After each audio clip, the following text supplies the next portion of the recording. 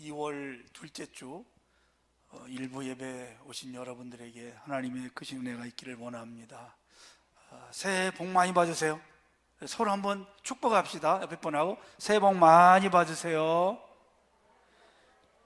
네, 한 해 동안도 여러분의 가정과 삶에 또 터전 위에 하나님의 크신 복이 충만하기를 원합니다. 동서양을 막론하고 모든 사람들의 한결같은 소망은 바로 복된 인생이 되기를 원하지요. 그 중에서도 중국 사람들만큼 복받기를 원하는 사람들은 아마 드물 것입니다. 이 사람들은 새해가 되면 과일을 선물을 하는데 바로 오렌지를 선물을 합니다. 왜 오렌지를 선물할까? 그 색깔이 돈을 상징하는 황금색이기 때문에 그 사람들은 새해가 되면 오렌지를 선물을 합니다. 그리고 또 집에나 식당에 가면 붉은색이나 황금 색깔이 많죠. 붉은 색깔은 귀신을 쫓아내고 황금색은 재물을 갖다 준다, 이런 생각을 가지고 있습니다. 어떤 식당에 가보니까 이 복자가요 거꾸로 되어 있더라고요. 그래서 물어봤어요, 가이드에게. 왜 저렇게 복자를 거꾸로 해놓느냐? 그랬더니 복이 막 쏟아지라고 그렇게 했다는 겁니다. 중국 사람들뿐이 아니라 우리나라 사람들도 복 받기 참 좋아하죠. 어릴 때는 제가 복조리도 만들어서 걸어놓기도 하고, 뭐 그릇이나 이불이나 또 베개나 천장이나 온통 다 복자가 새겨져 있었죠. 아마 그렇게 소원을 가져서 그런지 몰라도 우리 한국이 참으로 복을 많이 받은 것 같습니다. 유교에서 말하는 복이 뭘까요? 오복이 있죠. 바로 장수, 부귀, 건강, 덕, 제명대로 사는 것, 이것이 바로 오복입니다. 여러분, 그러면 하나님께서 원하시는 성경적인 복은 무엇이냐? 구약에 보면 아슈레라고 말을 합니다. 이 성경적인 구약의 복은 하나님으로 만족한 상태입니다. 그런 사람이 여러분 있어요. 다윗을 보시면은 시편 23편에서 뭐라고 합니까? 여호와는 나의 목자시니 내게 부족함이 없으리로다. 여호와 한 분만 있으면 부족함이 없는 거죠. 여러분, 지금 여러분 중에서 부족함이 없다고 고백하시는 분이 있다면 그분은 하나님으로 만족하시는 분입니다. 그런데 늘 우리는 부족하다고 느껴져요. 9억 9천만 원이 있으면 부족하다고 느낍니다. 1,000만 원만 더 있으면 10억인데 부족하네. 99세까지 산 분이 있었어요. 우리에게 장로님 얼마 전에 돌아가셨는데, 아니 다른 분이시네요. 그분이 뭐라 하냐면 1년만 더 살았으면 100세인데 부족하다는 겁니다. 그만큼 살았으면 그래도 복된 인생 아닐까요, 여러분요? 우리는 늘 부족함을 느끼고 살아가요. 그런데 다윗은 하나님 한 분만 있으면 부족함이 없다는 것입니다. 그 사람이 제일 큰 복을 받았습니다. 그렇게 감사하면서 하나님 앞에 은혜로 살아가니까 하나님이 그런 하나님에 대한 영적인 복만이 아니라 물질적인 복까지, 자손의 복까지 크게 허락해 주셨습니다.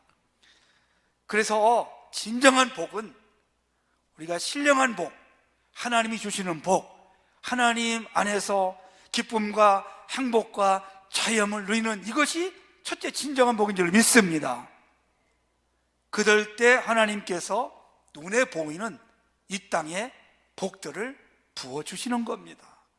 여러분, 올해는 하늘의 신령한 복, 하나님이 주시는 은혜의 복, 그리고 더 나아가서 여러분의 손으로 하는 모든 것들이, 여러분의 소원한 것들이 이루어지는 그런 복된 하나가 되기를 다시 한번 주님의 이름으로 축복합니다. 오늘 우리가 읽은 이 본문의 말씀은 욥과 그의 친구 엘리바스가 변론하는 내용입니다. 동방의 부자였던 욥은 하루아침에 그 많은 재물, 10명의 자녀 다 잃었습니다. 거기에 또 건강도 잃었습니다. 옆에서 위로해주고 격려해줘야 할 아내가 하나님을 욕하고 죽으라고 저주하고 떠납니다. 야, 정말 절망이었죠. 그때 욥의 세 친구 흠니와 비느하스와 엘리바스가 찾아와서 욥을 위로를 합니다. 그런데 욥을 위로하기는커녕 오히려 정죄를 하고 있죠. 하나님이 이유 없이 이렇게 큰 재앙을 내리겠느냐? 우리가 알지 못하는 어떤 죄가 있으니까 너 그 죄에 회개해라. 위로하러 온 것이 아니라 불난 집에 부채질을 하러 온 겁니다. 그런 중에 욥이 나는 아니다,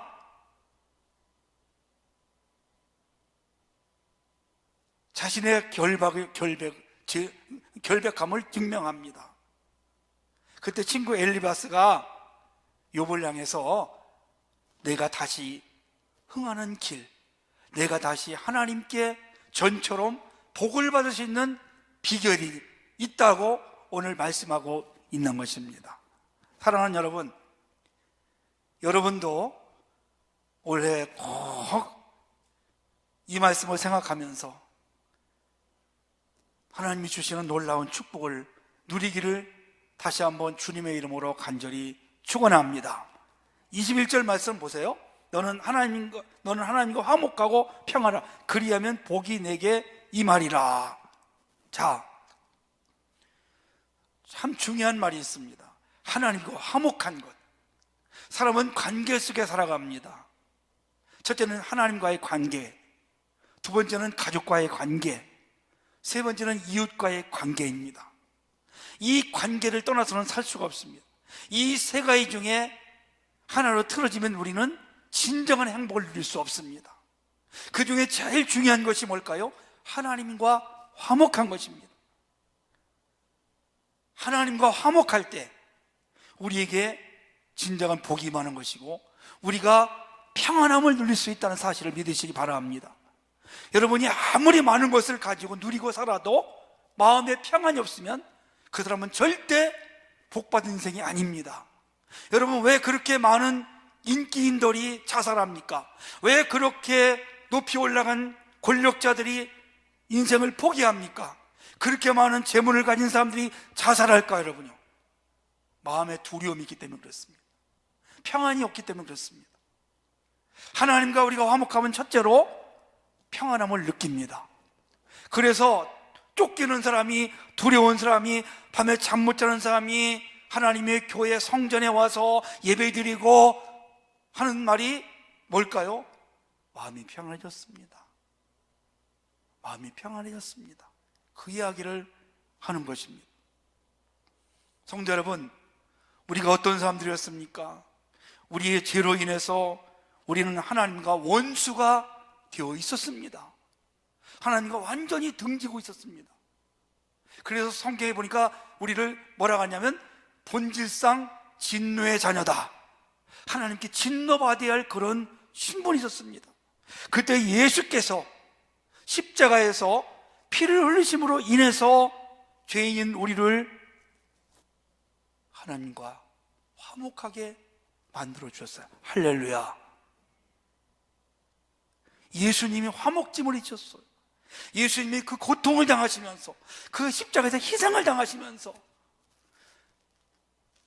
우리를 하나님과 화목해, 하나님과 하나가 되게 만들어 주신 것입니다. 그래서 은혜 받고 우리가 기쁨과 감사함을 누리고 살아갈 때 우리 마음에 평안함이 있고 늘 두려움이 사라지는 것입니다. 에베소 2장 14절 말씀 보면 그는 우리의 화평이신지라. 그는 우리의 화평, 예수께서 우리를 화평으로 만들어 주신 겁니다. 그래서 여러분, 하나님을 등지고 떠나보십시오. 하나님과 등져서 잘 되는 그런 삶이 될 수가 없습니다. 하나님과 밀접하게 가까이 할 때 하나님과 화목할 수가 있죠. 우리가 하나님과 화목함을 가로막는 요소가 두 가지가 있습니다. 첫째는 욕심입니다. 사람은 누구나 다 욕망을 가지고 있습니다. 자기의 욕망을 채우려고 합니다. 그런데 욕망을 버리고 욕심을 버리고 하나님을 높여드리고 하나님의 영광을 나타내려고 하나님의 뜻을 이루고 살아가는 사람들에게 우리 하나님은 은혜를 베풀어 주시고 그런 자의 마음이 평안한 것입니다. 두 번째는 하나님과의 화평을 막는 것이 바로 죄지요, 죄. 제가 조금 전에도 말씀을 드렸지만 그 죄가 있으면 우리가 절대로 마음의 평안함을 얻을 수가 없습니다. 옛날에 바느질을 많이 했잖아요. 요즘에는 뭐 대부분이 다 세탁소에 갖다 맡기지만 바느질 할 때 실에 한번 엉켜 있어 보세요, 여러분요. 한번 묶여 있으면 바느질 절대로 되지 않습니다. 그걸 풀어야 합니다. 잘라버리고 다시 바늘을 끼든지 실을 끼든지 해야지 한번 묶여 있으면 절대로 바느질 되지 않습니다. 우리가 하나님과 화목한 관계 속에서 날마다 하나님 앞에 우리의 연약함과 부족함과 죄악들을 고백할 때 우리 하나님께서 우리의 모든 죄를 깨끗이 씻어줄 줄로 믿으시기를 바랍니다.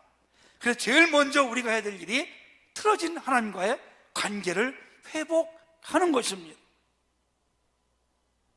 자, 그러면 오늘 어떻게 하면 하나님과 화목한 관계를 유지할 수 있을까요? 첫째는 하나님 말씀을 마음에 둘 수 있기를 원합니다. 22절 말씀을 보면 청하건대 너는 하나님의 입에서 교훈을 받고 하나님 말씀을 내 마음에 두라. 하나님 말씀을 마음에 두래요, 여러분요. 여러분, 복된 자가 누구일까요? 율법을, 말씀을 주야로 가슴에 묻고 생각하는 사람들, 묵상하는 사람들, 그런 자들이 복이 있습니다. 철을 따라 과일을 맺게 됩니다. 늘 하나님 말씀을 가까이 하는 사람들. 신명기서를 보면 6장 4절 이하에서 9절까지요 하나님이 이스라엘 백성들을 향해서 뭐라고 합니까? 쉐마라는 거예요. 들으라, 이스라엘아 들으라. 뭘 들으라고 했을까요? 너는 온 마음과 뜻을 다하고 힘을 다하여 하나님을 사랑하라고 했습니다. 여러분, 그게 무엇입니까? 하나님을 사랑하는 것은 하나님의 말씀을 가슴에 새기라는 것입니다. 그리고 그 말씀을 자녀들에게 부지런히 가르치라는 겁니다. 그리고 그 말씀대로 순종하며 살기를 원하는 것입니다. 그래서 하나님 말씀을 우리가 날마다 가까이 하고 살아갈 때 우리는 능력 있는 삶을 살 수가 있고 또 그 말씀이 살아 움직여서 우리 삶을 변화시키는 삶을 살아갈 수 있습니다. 그리고 하나님 말씀은 우리 인생의 내비게이션과 같습니다. 말씀이 꺼지면, 말씀이 사라지면, 내비게이션이 꺼지면 우리가 어디를 가야 할지 모르는 것처럼 하나님 말씀을 멀리 할 때 우리가 방황할 수밖에 없는 것입니다. 성경은 말씀을 듣고 읽고 그것을 기록한 것을 지키는 자가 복이 있다고 말하고 있고 또 여호수아 1장에 보니까 율법을 다 지켜 행하면 형통하리라. 여러분, 우리가 형통하는 비결이 있습니다. 흥하는 비결이 있습니다. 하나님께 복을 받는 비결이 있습니다. 바로 여호와의 말씀을 지켜 행하는 거죠. 신명기 28장 1절 이하에 보니까 하나님이 이스라엘 백성들을 축복하는 장면이 나옵니다. 내가 네 하나님 여호와의 말씀을 삼가 듣고 내가 오늘 내게 명령하는 그의 모든 명을 지켜 행하면 네 하나님 여호와께서 너를 세상 모든 민족에 뛰어나게 할 것이다. 너는 들어와도 복을 받고 나가도 복을 받을 것이다. 네 손이 수고한 대로 복을 받을 것이다.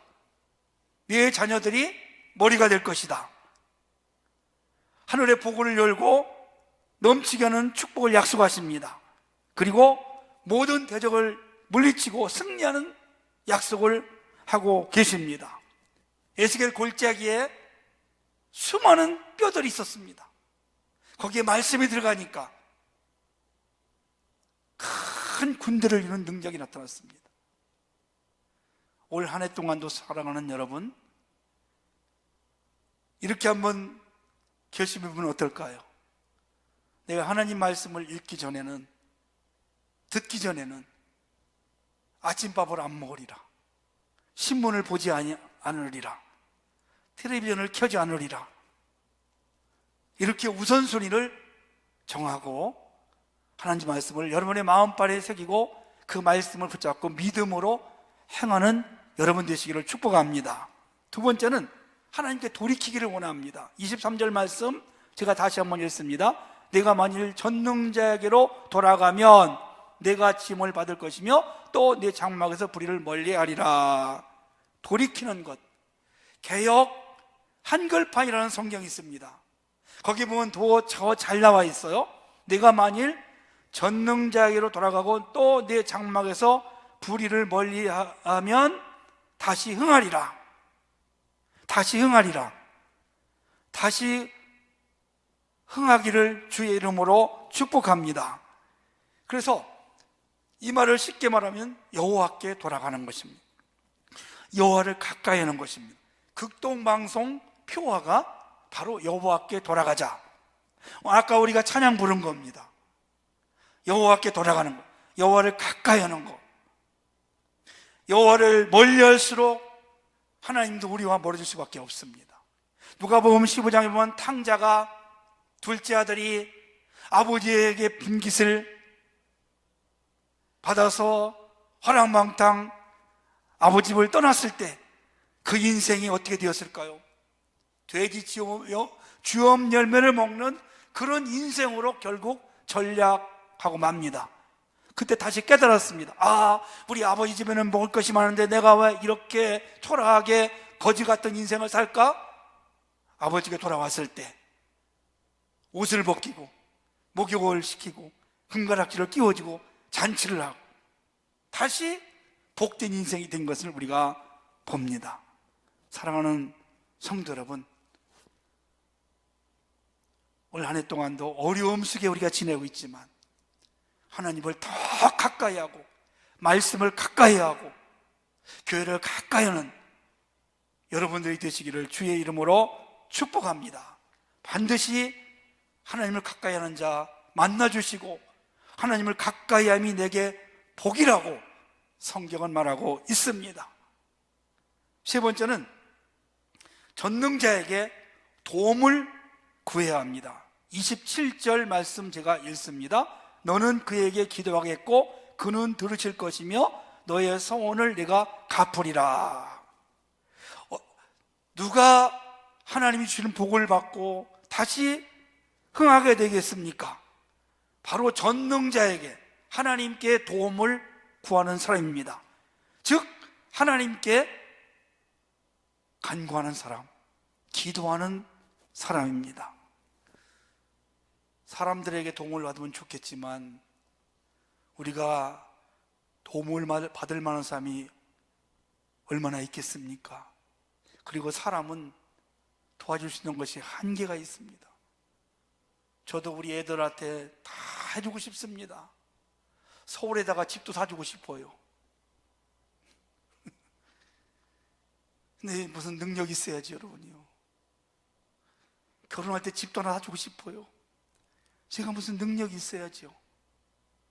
대신 저는 우리 아이들을 위해서 하나님 앞에 또 쟤들도 제가 기도하라고. 하나님 아버지는 서울 아니라 미국 워싱턴에도 집을 줄 수 있는 능력 있는 분이십니다. 다 하실 수 있는 분이십니다. 능치 못하심이 없는 분이십니다. 안 되는 것도 되게 하시는 분이십니다. 없는 것도 있게 하시는 분이 하나님이십니다. 그래서 오늘 본문에 보니까 뭐라고 합니까? 26절에 보면요, 이에 내가 전능자를 기뻐하여 하나님께로 얼굴을 들 것이라. 전능자겠어요, 여러분요. 전능자는 어떤 분입니까? 다 할 수 있는 능력 있는 분이라는 것이죠, 여러분. 성경에 보면 야곱이 있습니다. 형의 장자권을 빼앗고 아버지를 속였어요. 축복권을 가로챕니다. 축복을 받습니다. 그래서 쫓겨가죠. 저 하란으로 가다가 베델이라는 곳에서 하나님을 만나요. 그때 하나님 앞에 서원 기도를 합니다. 기도하는 겁니다. 하나님, 창세기 28장에 보면 하나님, 내가 가는 길에서 나를 지켜주시고 먹을 양식과 입을 옷을 주시고 내가 다시 우리 아버지 집으로 돌아가게 하시오면 내가 여호와를 위해서 11조를 드리고, 그리고 또 이전이 나의 하나님이 되실 것이요, 이런 하나님을 향한 소원 기도를 올립니다. 한마디로 이야기하면 하나님, 나를 좀 도와주세요. 나 지금 혼자입니다. 정말 두렵습니다. 언젠가는 우리 집에 올 텐데 그때 하나님께서 나를 지켜주세요. 왜냐면은 형 에서가 나중에 보복하려고 하는 것을 벌써 알았을지도 몰라요. 그러니까 하나님 평안히 돌아오게 해달라는 거예요. 그런데 성도 여러분, 하나님은 야곱의 기도를 들어주셨어요. 애삼촌은 야곱의 품삯을 10번이나 안 주고 일만 시켰지만 하나님께서 특별한 방법으로 야곱의 짐승을 막 태어나게 해가지고 돌아올 때는 어떻게 돌아왔을까요? 갈 때는 빈손으로 갔지만 돌아올 때는 어마어마한 거부가 되어서 돌아오게 하신 겁니다. 하나님이 특별한 방법으로 야곱을 축복해 주셨습니다. 하나님이 복을 주신 것입니다. 자, 그러면 누가 기도응답을 받을 수 있을까요? 겸손한 자입니다. 하나님은 오늘 본문에서 겸손한 자를 축복해 주시고 약속을 하십니다. 욥은 엘리바스와의 이 변론 속에서 자기가 무죄한 자라고, 자기는 죄가 없다고 계속 이야기합니다. 여러분, 죄가 없는 사람이 어디 있습니까? 한마디로 교만한 겁니다. 자, 오늘 본문에 보면 29절 말씀 보세요. 사람들이 너를 낮추거든 너는 교만했노라고 말하라. 하나님이 겸손한 자를 구원하시리라. 아멘. 하나님이 겸손한 자를 구원해 주십니다. 하나님이 겸손한 자에게 은혜를 주십니다. 하나님은 겸손한 자를 높이 세워 주십니다. 하나님은 겸손한 자를 기도응답해 주십니다.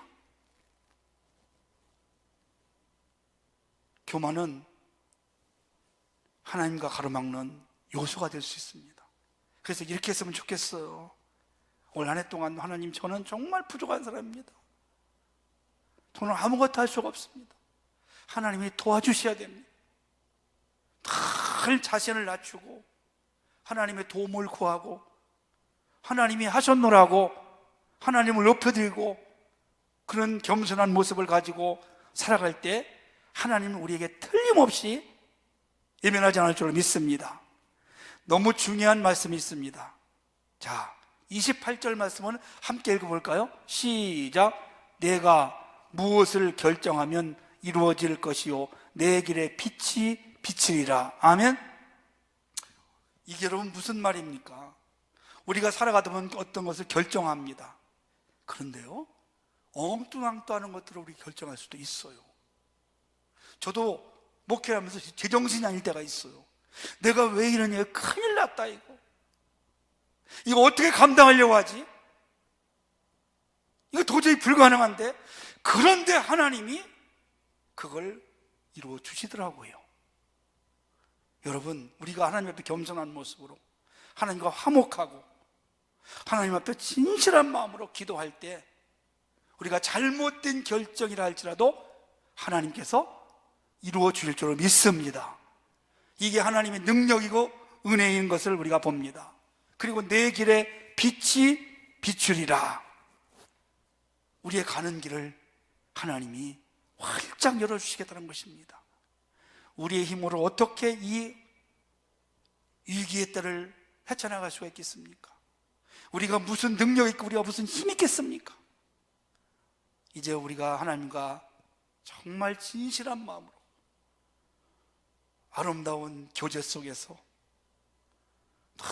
늘 하나님을 가까이 하고 겸손한 모습으로 하나님 앞에 진실하게 기도함으로 2021년도 코로나 시대에도 여러분의 가는 길에 하나님이 때마다 복을 주시고 다시 흥황하는 그런 축복이 넘쳐나시기를 주의 이름으로 축복합니다.